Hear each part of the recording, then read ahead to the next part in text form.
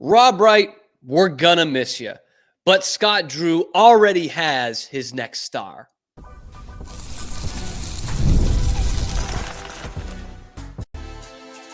You are Locked On Baylor, your daily podcast on the Baylor Bears. Part of the Locked On Podcast Network, your team every day.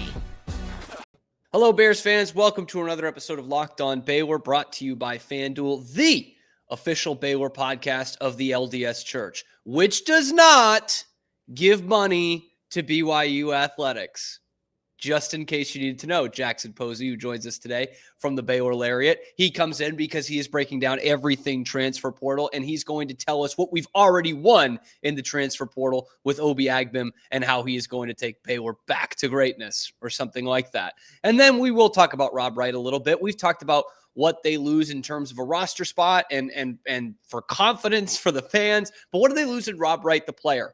And with that said, is the Big 12 going to be even tougher next year for the Bears to compete in as a whole? All that and more coming up on this episode of Locked On Baylor. But we bring in the big guns today. Jackson Posey, Baylor Lariat. Can we clap it up real quick for Jackson? This is the morning after Dia, and he is here. He's too good a student for all that mess, and it's transfer portal season. So he's here. Jackson, this has been a whirlwind of a couple of weeks for Baylor basketball. Yeah, I spent my deal writing 3 different articles for the Lariat. Oh, look at this guy. The grind never stops. So baseball against Texas State, we're there always. Yeah, definitely not the start to the offseason that this team was looking for. And a lot of the changes came unexpectedly, right? Rob Wright, as we'll discuss today, Jalen Celestine, other guys entering the portal, where now you wind up in a position where week 1, you will go into the season. Josh Ojonwin is not going to be healthy. No other minutes are returning to this roster. Cameron Carr will be back. Walk-on transfer midseason. Practice minutes were incredible. Practice minutes may have been incredible, maybe not. They didn't let me in there. But, 0 returning minutes will be available for week 1. And given the type of experience that we saw in the Final Four teams this year, all of them brought back at least 60% of experience from the season before. That's not where you want to find yourself, especially in this era. By the way, there will be a Cameron Carr episode at some point. Like, there is some of that kind of throwback Baylor red shirt guys. At least he practiced for half the season. I think there could be something there. But the big positive, if maybe the only positive of this offseason so far for Baylor basketball, is they did go out right away and land one of the biggest names in the portal, really. Obi Agbim from Wyoming. 4 years of junior college basketball. Again, didn't know you could do that. And then a year at Wyoming. He comes in with plenty of experience, Jackson, and this guy probably slots in right away as your premier player, kind of your face of the franchise if this was an NBA team. Yeah, so Agbim comes from he's a rambling man. He spent time at 4 different schools. He was at Fort Lewis College, Northeastern Junior College, Metro State, and Wyoming. Only one of those is a junior college. If you can guess which one, I'll give you a lollipop. That would be. I'll need some time on that one. The first 3 all sound like junior colleges. Technically, only one was. That's why he's able to get that extra year of eligibility. So he had his COVID year and his junior college eligibility year at Fort Lewis College. Then went to Northeastern Junior College, Metro State, Wyoming. Now he's back for his 6th season. And he is the type of guy who is a number 1 scoring option, true number 1 scoring option. Led the Mountain West in 3-point shooting percentage on 6.3 attempts per game. I believe that was number 8 nationally in 3-point shooting percentage. Only guy in the Mountain West to shoot at least 40% on multiple makes per game. He is a guy who is really, really consistent on that level, even when nobody else on the team was bringing him any help. There was not a single other Cowboy on that roster to average 9 points a game. He was up there at about 17.5. Numbers jumped against future NCAA tournament teams. This is a guy who rises to the moment and is really consistent on the offensive side of the ball. By the way, my big takeaway from that and that great little blurb there from Jackson, Metro State literally means city state. Like, who said the city-state days were over? Clearly, they're not. But you talked about, this kid, he comes in, he's the Mountain West Newcomer of the Year in what has become a heck of a basketball conference over the last few seasons. And the shooting splits are what jump off the page for me. Obviously, the points per game is great, but the kid can really shoot. And like you mentioned there, with nothing else around him, this was not your dad's Wyoming Cowboys team, which are usually fairly solid. This was not that. He was doing it all by himself. And as we talked about last time you were on the show, Jackson, that shooting really fits a need for Baylor that they had this year as well, this past season as well. Yeah, I don't think it's been several seasons since Baylor has had a guy where you can just hand him the rock and say, "Go get us a bucket." LJ And Cryer, probably the last one. yeah, and Flagler was on you that had that team season too, with yeah. LJ Cryer, Adam Flagler, Keyonte George, where you have this three-headed monster, three guys averaging 15 points a game out of the backcourt. Since then, you've had talented on-ball players, but they're, if you think about Ray J. Dennis, right? He's more so in the realm of I'm going to create for other guys. You slide Obi Agbim in there, and he immediately steps up as option 1A on the ball. I'm going to step back and hit a big-time shot. I'm reminded of a specific shot he hit against Fresno State. You can watch some more film breakdown at BaylorLariat.com. But the specific end-of-game shot he hit against, I believe it was Fresno State, who only had 5 or 6 wins all season, take them all the way down to the wire. Wyoming's down 3 at the end of the game. Agbim takes the ball in the inbounds pass because who else is going to take it? He's double-teamed, step back in 2 guys' faces, nothing but net. And that's the type of guy that you're getting where, okay, end of the game, we need somebody to make a bucket. This season, it seemed like there was a little bit of maybe consternation, unsure. Okay, who's going to take the shot? Is it Norchad? Is it VJ? Neither of those guys are really like pure last second shot creators because you just didn't have that guy on the roster. This season, you go into the year and you say, okay, Obi Agbim's going to be taking those shots. Everybody else knows their role. And I think as an overall offense, that's going to help pieces fall into place more easily.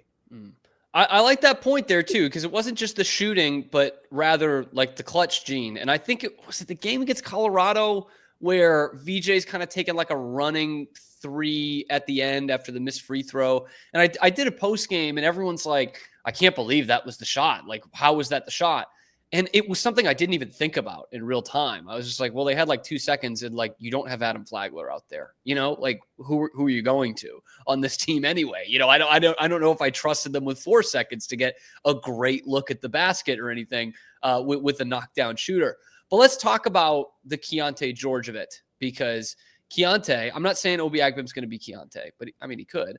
Keyonte comes in and he's a terrific knockdown shooter who just always had the ball in his hands. So he's kind of the de facto point guard. You didn't have a James Akinjo. You didn't have a Ray J. Dennis, kind of that pure playmaking point guard. And so Keyonte becomes that, but with a high volume shooting.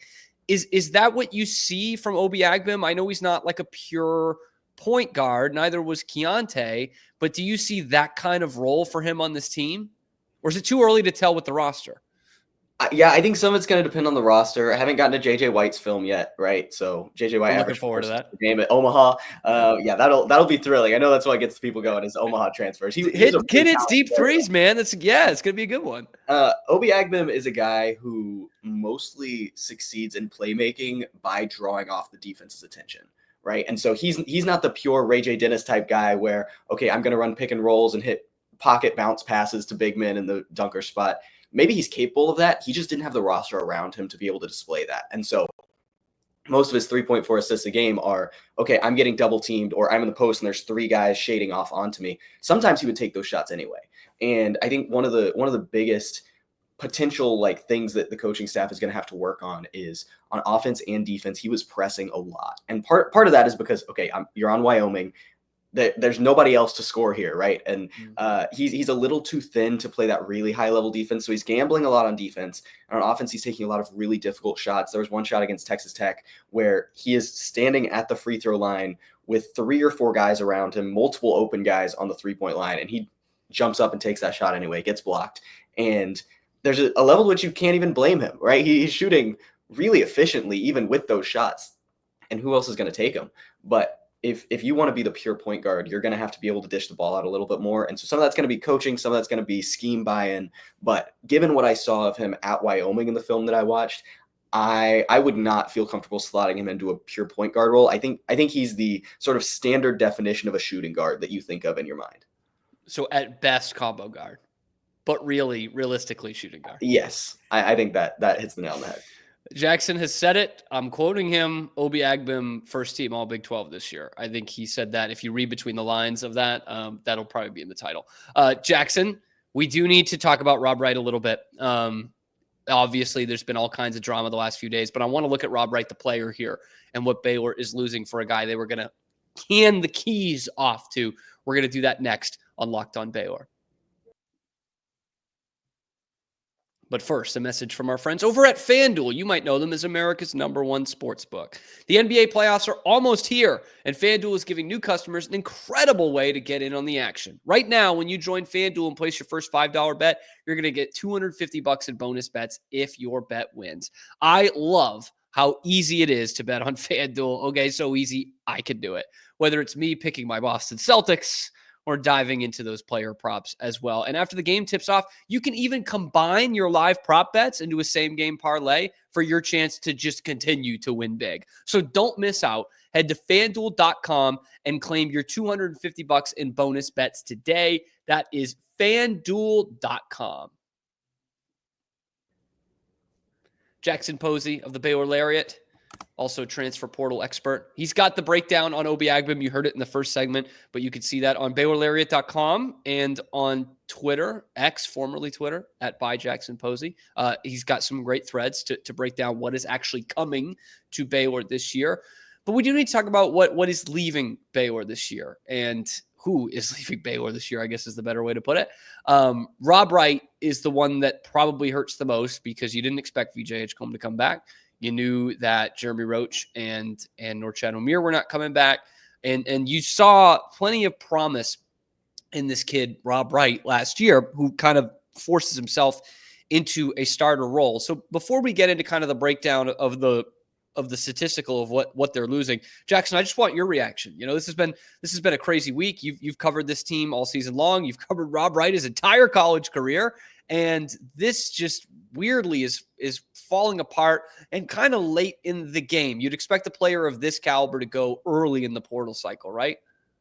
Yeah, Rob Wright is a guy who came into Baylor as one of the quietest 5-stars in the country. He's playing on a Montverde team that went undefeated, won the national title, but he is alongside and had Cooper Flag, by the way.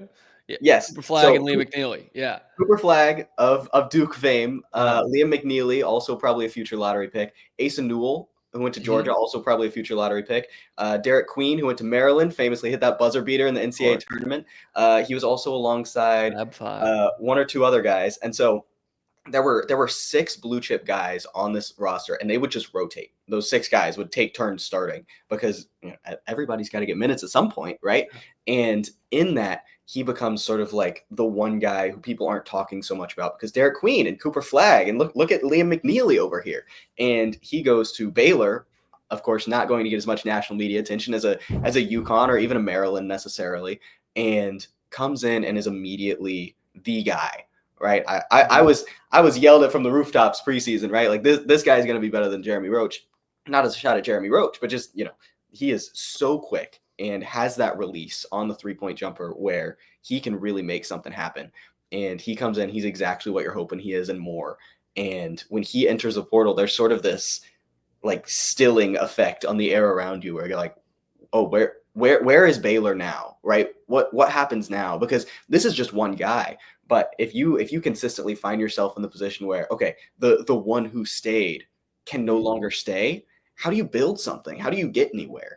And I don't blame Robert Wright for this at all, right? If somebody offered me a very significant amount of money, catch me on Locked On Auburn or whatever. But that seems not entertaining. But truly, I don't blame him at all. But I think looking at the scope of the environment as we look at it, I mean, this is not where Baylor wants to find itself, especially this far behind the cycle. Myron Medcalf from ESPN initially did the report, and he said Baylor turned down multiple elite players in the portal. What does elite mean, right? What does it mean to turn down a player in that sense? Like, are you recruiting them and you're like, oh, we forgot we have Rob Wright? I would like to know a little bit more of the mechanics of what's going on here. But broadly speaking, I think this is about as big of a loss as Baylor could have, given the timing and given how shocking it was. Like, you lose LJ Cryer a couple years ago. Okay, cool. You have other guards who can step in. You lose Robert Wright right now. Who else is filling those minutes? There's nobody.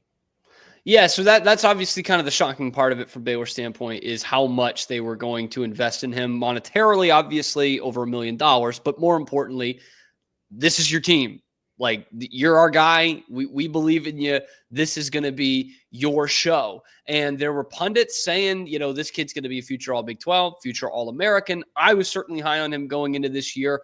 Were we expecting too much of Rob Wright going into 25, 26 with the rest of the mess that's around Baylor men's basketball right now? I think he was the clear type of guy where he should stay in college longer because of NIL, right? There are certain archetypes of guys where maybe you're a little too small to really play guard in the NBA right away. Maybe you're like a 4'5" tweener guy like Norchad Omier.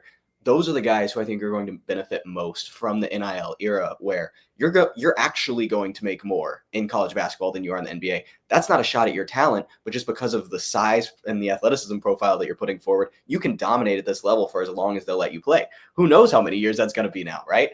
Mm-hmm. And I think for Robert Wright, he's a guy who could be a cornerstone player of a program, partially because of his talent and his skill on the court, but also just because of his fight and his grit off of it. And everything you heard out of that team about Robert Wright was, oh, he plays so hard, right? If you talk to him, he's from Philadelphia, and he's like, yeah, I'm an underdog, right? I'm a 5-star, but I consider myself an underdog.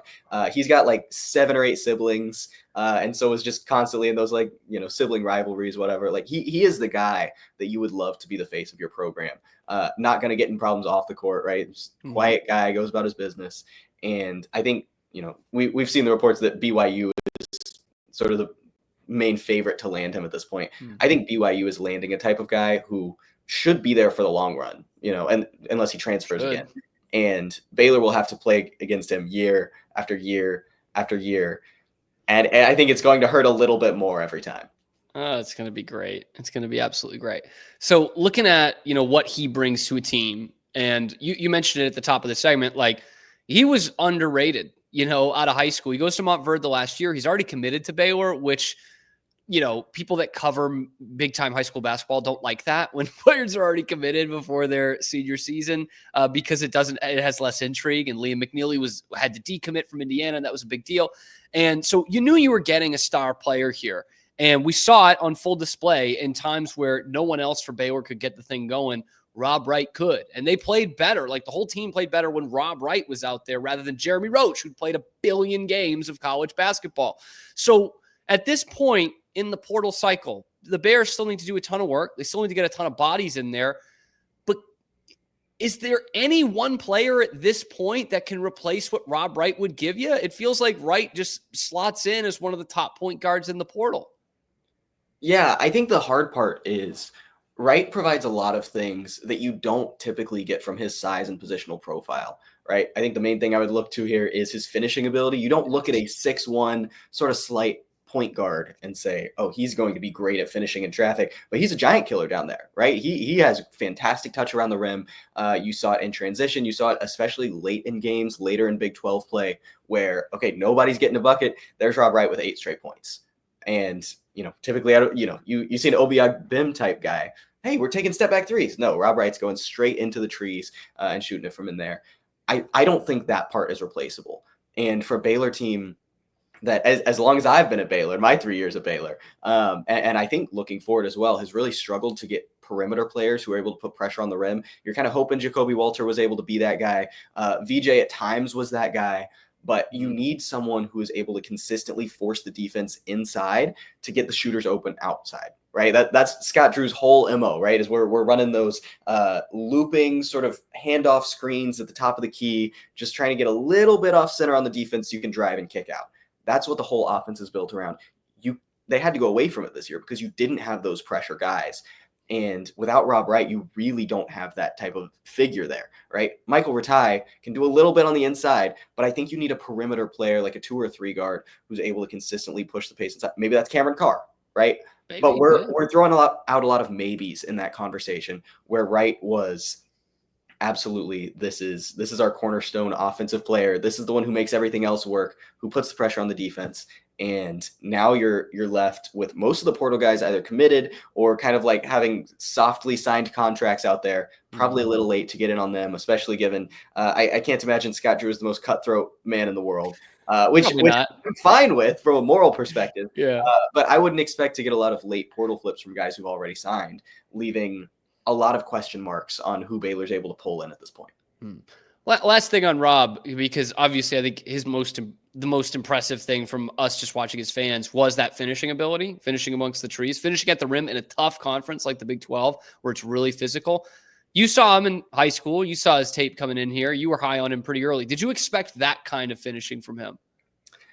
So his high school film is some of the most fun high school film I've ever watched in my life. Like, you should go back and watch it. He's outgunning 5 stars down the court, just going like 70% of his full speed. Like, it's fantastic to watch. And you did see some of that finishing ability, but oftentimes he didn't have to, because it was Cooper Flagg and Derek Queen in there. Mm-hmm. And if you're Cooper Flagg playing against high schoolers, you're 7 foot whatever Derek Queen playing against high schoolers. Yeah, Rob Wright should not go inside at all, right? Why would you? It's a waste of an offensive possession. And so you saw it a couple times. I'm thinking back. I remember one play where he catches the ball on the perimeter, pump fakes, guy flies by, he drives in, pump fakes again. When he picks up his dribble, another guy kind of jumps a little bit, and he sneaks up under him and tosses it underhand into the basket. And so definitely showed off a little bit of it, but that was kind of the biggest pop point for me when he got to college was, he's taken a real step forward in this area.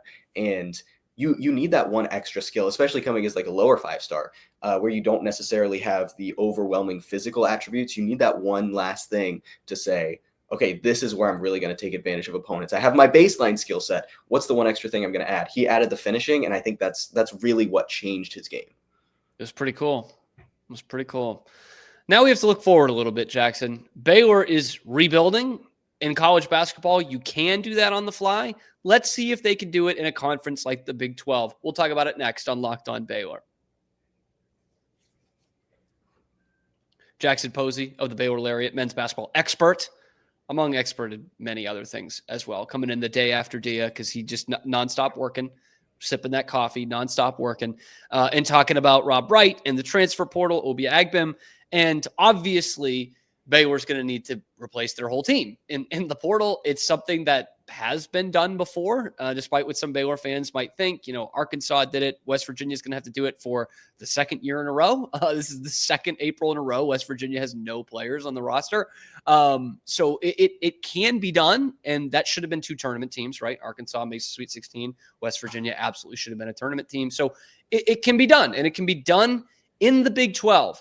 But we heard all year about how great the SEC was. SEC gets 2 teams in the Final Four. They get the national champion. They are pretty great, but the Big 12 is the best tournament winning percentage of the NCAA tournament in 2025. So all that to say, the rumors of their demise were greatly, Greatly exaggerated? Exaggerated. That was the word. Yeah, Mark. So Big 12, still great, still gritty. Is it that much tougher with how well set up the Big 12 is right now to kind of get back into that picture, replacing your whole team? Yeah, this mug just has water in it, by the way. I That's the natural fuel, baby. Yes. I subsist on water and prayer and Baylor basketball, and not in that order. So I think Baylor, I was speaking with friend of my program, at least, Foster Nicholas, and he went back. There has not been a single season in Baylor history where they have not had a minute coming back for the opening night of next season. That includes all of the scandals. There was always at least one guy coming back from the bench. That's not going to be the case this year. And as you look to rebuild, you've got a strong culture. You've got great facilities. You theoretically have really good NIL buy-in, right? Maybe not the level of BYU, but I don't know that anyone in the country has NIL buy-in the level of BYU other than maybe Louisville. And so you should be able to bring in those guys. I think my main concern, if I was on the coaching staff, which there's a reason I'm not, would be how do we bring in guys who are going to be potential rotation players for multiple years, right? You don't need to have like 6th, 7th men on the bench who are there for 3 seasons. That's not going to happen properly in this era unless you're promoting them to starters or shelling out way more money than Baylor really wants to. I think you can bring in guys, maybe I think you mentioned the last time I was on the show, right? A Caleb Lohner, a Miro Little, right? Can you bring in the type of guys who can play in a pinch? This season, you didn't have anyone, right? You had Jason Asamoah, who sometimes came in a little bit. You had Marino Dubravcic, who played, but only a little bit. Only as much as they had to. Yes, only I mean, he's playing like 2 minutes a game in a lot of those games, like just 1 minute per half to give Norchad O'Meara a minute of rest. You need guys who you feel confident to say, maybe we don't want this guy starting, maybe we don't want him playing at all, but we need to we need to be okay with him getting Big 12 minutes. That starts with having good high school recruiting where you're getting guys who can play minutes and are willing to stay for a couple seasons. You only bring in Tunde Yusufu this past offseason, and he's going to be great. He's going to start for this roster. You need something else there, right? You need multiple guys because there's a good shot he's a one and done. Who else is going to backfill those minutes? And so I would be keeping an eye out who in the portal is willing to stay for multiple seasons as a fringe rotation guy. Maybe you're pulling up a starter from a lower mid-major school and saying, hey, maybe you're not going to get minutes. Do the Davidson Hubbard thing with somebody maybe from mid-major rather than a D3 and say, you're going to be here. You're going to be a culture guy. We're going to give you a little more money than you get at your home school, and you're not going to play as much. But you need to start filling in those cracks in the foundation because you have the big stones, you have the cornerstones, but how are you going to put all the pieces together? Right now, I don't know that you really have all. What's the thing that you put between the bricks? Pestle, mortar, and pestle. Yeah. You don't have the thing that goes between the bricks right now. I think that's what you're looking for at this point in the portal. I like that. Okay, so one last question, real quick, because looking at the portal, they still need to fill a lot of spots, like you said. Do we need to start looking for players that have more eligibility? Because it's been all 1 year guys who have 1 year left. And Dan Skillings is a new one they're looking at from Cincinnati, also only has 1 year left. Do we need to start seeing that? I think that would be ideal. Problem is, if you're operating as sort of like tier 1B school, there's always going to be someone bigger who's going to snatch your best players away if they don't go to the draft, right? And at this point, I think Baylor needs to prove that it can keep a high-level first-team All-Big 12 caliber guy multiple seasons in a row in this era. They haven't done that yet. There has not been a guy playing at that level who stayed at Baylor. Now, a lot of that's the draft, right? But when you get Robert Wright type figures who are transferring out to schools with bigger NIL budgets, then okay, cool. We can't build around All-Americans with multiple years of eligibility left, even if you can find one.